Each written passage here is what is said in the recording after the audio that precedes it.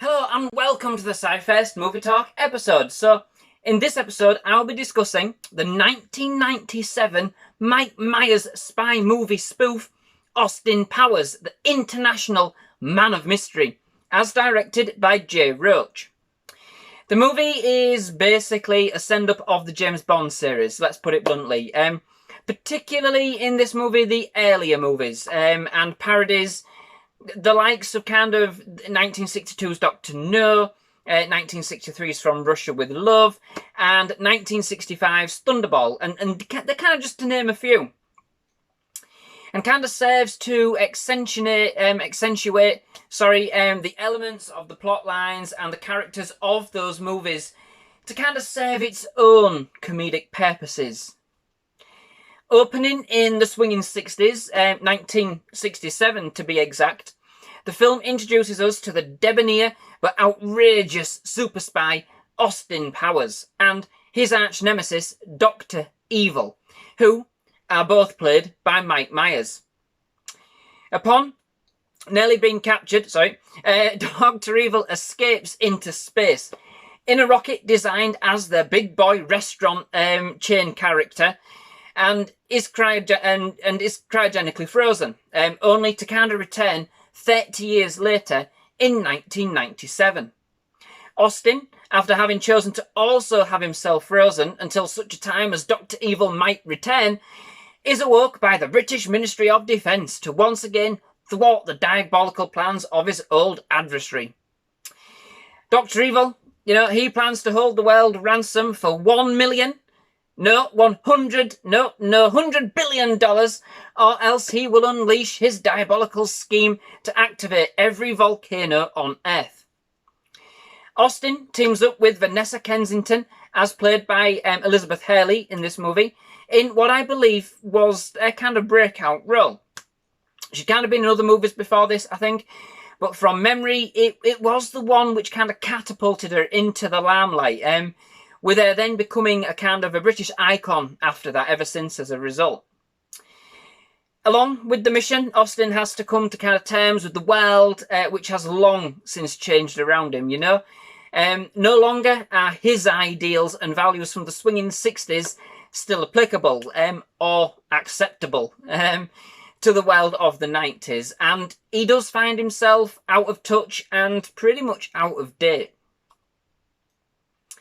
So, as I stated earlier, this movie is basically one big, affectionate, slapstick and innuendo-filled take on the James Bond kind of super debonair spy genre, poking fun at and kind of exaggerating a number of elements from the classic movies themselves, magnifying and kind of overcooking their plots, story, the villains, and other iconic elements to bring us really an eclectic mix of visual, wordplay, and character gags.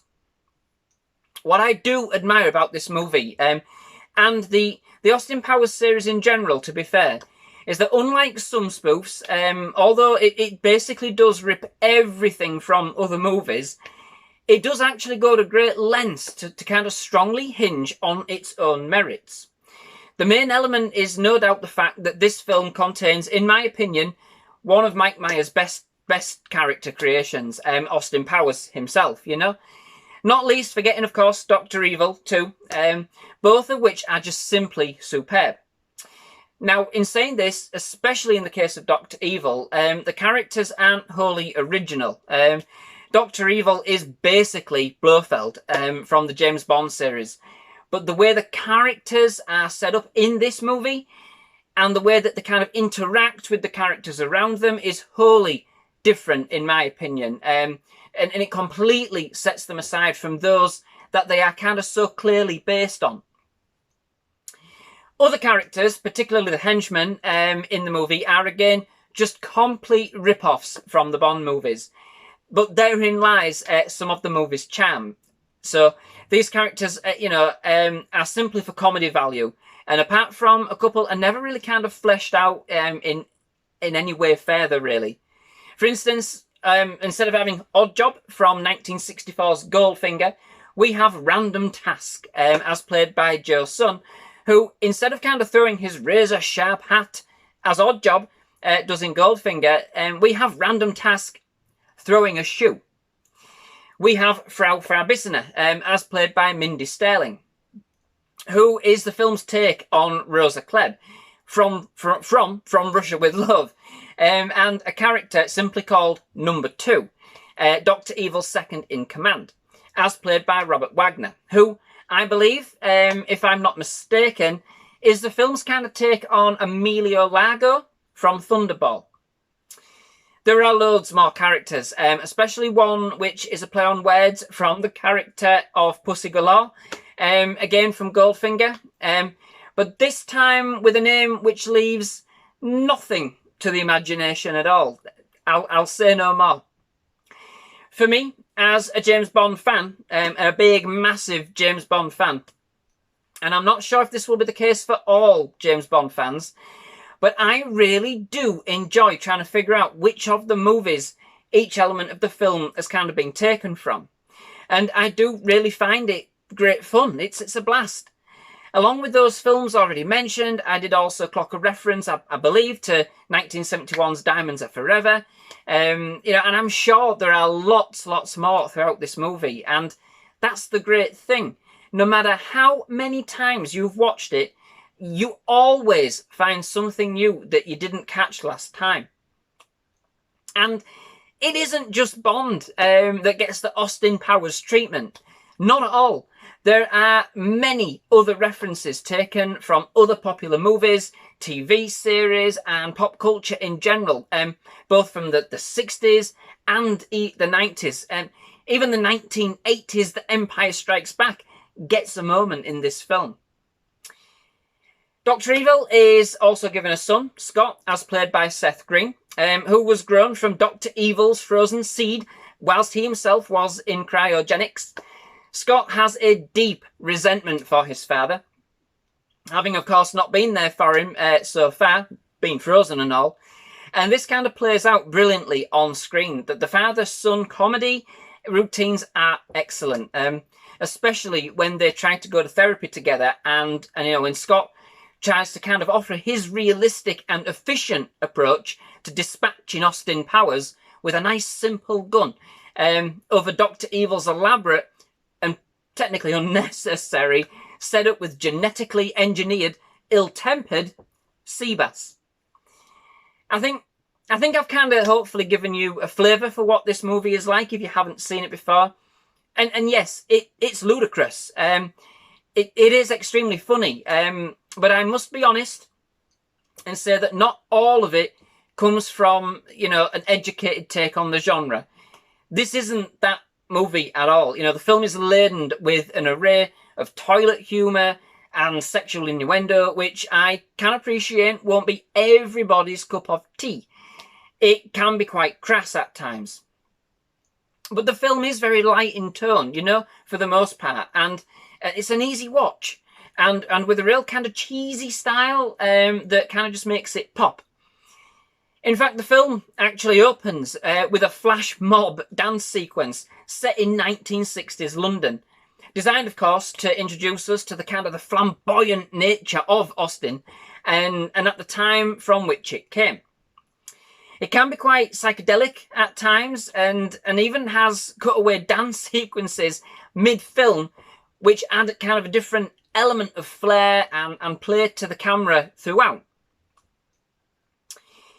But there is actually more to this movie than simply being a simple spoof. Further to setting up its own characters, it is a play on the differences between the 1960s and the 1990s, and kind of seeks to ask the question, how would a swinging cat from the 60s fare in the 90s? And not just anybody, but somebody who was an icon of that time themselves, at the top of their game, famous in their time, to then kind of come to the 90s and then be unknown in the time that they arrive into, to be different. And in this respect, the film does kind of have quite an emotional aspect, which is quite a sad moment when Austin kind of realises that all the people that he once knew are now deceased. Okay, so they do lighten the comedy, especially when Austin tries to play a CD on his old portable record player, but the moment does have kind of an element of melancholy about it.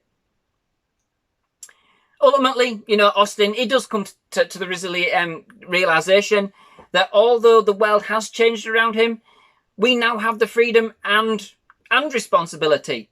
It's very groovy. One of the downsides of the movie is that the fact is that you do have to know something of the films from which the comedy is based to kind of really get the most out of this film. A passing knowledge, will certainly get you a few laughs, don't get me wrong. But if you knew nothing of the genre, then I think it might be quite it's going to be really quite hard to appreciate all that this film has going on. The film does have a pretty decent musical score as well, composed by George S. Clinton. Again, very reminiscent or at times of some of the early kind of Bond scores. But it also has a kind of very upbeat and retro sound to kind of match the kind of swinging 60s feel. With its own very distinct and very catchy theme, which I think it was taken from a theme created by Quincy Jones, if I'm not mistaken. The film also features a number of fantastic classic songs by artists such as Burt Bacharach and Susanna Hoffs, which they really do give the movie a real nice, nostalgic and even romantic feel at times, mixed in with some of the more upbeat and more contemporary artists. The whole ensemble is really well crafted and simply entertaining, and the music is no exception. It complements the overall tone of the movie so well, being very light, fun, and sometimes even fairly random. It's very tongue-in-cheek, much like the movie's story, and as I have said, has a real kind of retro feel. So overall, whilst it's not an educated take on the spy genre, it's certainly a fun one, absolutely, that never really goes over the top or hangs around on one joke too much, and manages to do it without being overly offensive. It brings us a bevy of fantastic characters, which, yes, admittedly, are based on a number of characters from the James Bond franchise, but, they have enough depth and charm to be their own creations, which are some of the key points of this movie. Just to beware, it's the one place you do get to see Myers in the Almost All Together, and most certainly his Union Jacks. So, that brings me to the end of this episode. Thank you very much for watching. I do hope you've enjoyed it. If you have, please leave a like. Please hit that subscribe button for more movie reviews, trailer reactions, and other movie-related content. I absolutely hope you've enjoyed this episode, but most of all, thank you very much for joining us. Thank you very much for watching. Hope to see you again. Definitely SciFirst MovieTalk. But yes, thank you very much. Goodbye.